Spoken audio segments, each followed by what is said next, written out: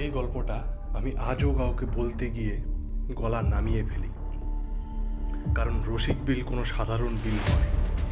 ওখানে সব মাছ মাছ নয়, আর সব ঢেউ জলের নয়।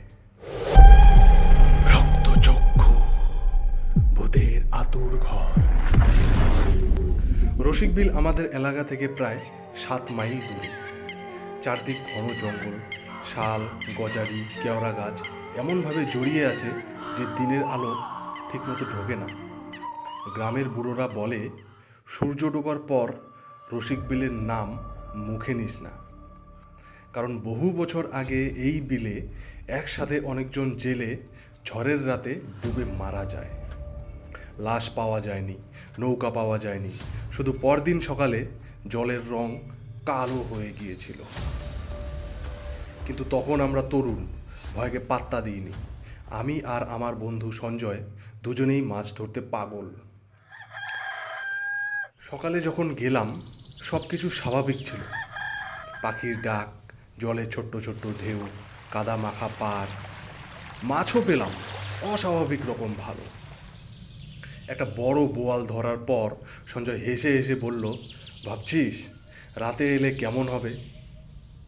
আমি একটু চুপ করেছিলাম, কারণ দিনের বেলাতেই জলের ভেতর কোথাও যেন কিছু একটা নড়ছিল। আর একটা জিনিস খুব অদ্ভুত ছিল, জলের ওপর আমাদের ছায়া ঠিকভাবে পড়ছিল না।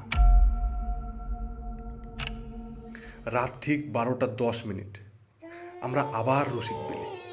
চারদিকে অদ্ভুত নীরবতা, ঝিঝি পোকার ডাক, ব্যাঙ নেই, এমনকি বাতাসও নেই।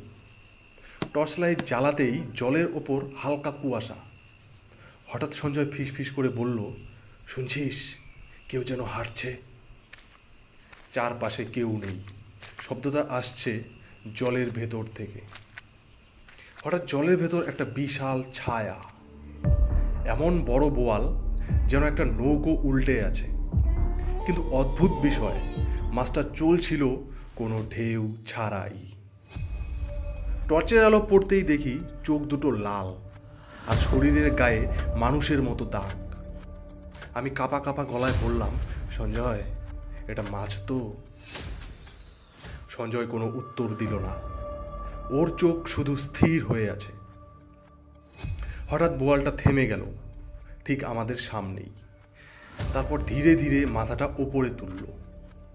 জল চুয়ে চুয়ে পড়ছে, আর মুখটা পুরো মাছের নয়, পুরো মানুষেরও নয়, একটা বিকৃত মুখ, চোখ দুটো গভীর ফাঁকা। আর তখনই শুনলাম, রাতে কেউ মাছ ধরতে আসে না। গলাটা যেন একসাথে অনেক জনের। আমার মাথার ভেতর হঠাৎ দৃশ্য ভেসে উঠল বহু বছর আগে এই বিলে ডুবে যাওয়া জেলেরা, যাদের লাশ কোনোদিনও পাওয়া যায়নি। সবাই জানে জলের নিচে দাঁড়িয়ে আছে। বোয়ালটা তখন বলল, আমরা পাহারা দেই। সঞ্জয় হঠাৎ চিৎকার করে উঠল। আমরা দৌড় দিলাম। পেছনে তাকিয়ে দেখি জল থেকে মানুষের হাত বেরিয়েছে। কারো হাত নেই, কারো চোখ নেই, একটা ভারী কিছু আমাদের পেছনে টানছে। ঠিক তখনই আমার পা কাদায় আটকে গেল।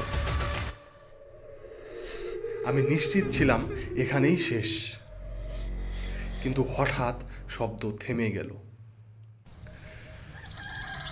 সকালবেলা সাহস করে বিলের কাছে গেলাম, যেখানে বোয়ালটাকে দেখেছিলাম।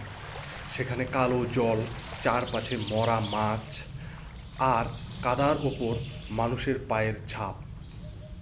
এক বুড়ো জেলে বলল, ওটা মাছ না বাবা, ওটা জলের নিচে পড়ে থাকা আত্মাদের শরীর।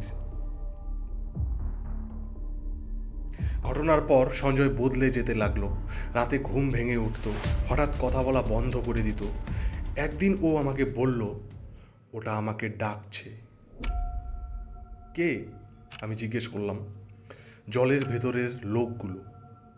ওর চোখে তখন আমি জলের প্রতিফলন দেখছিলাম। সঞ্জয় বলল, ঘুমালে মনে হয় আমি আবার রসিক বিলে দাঁড়িয়ে আছি।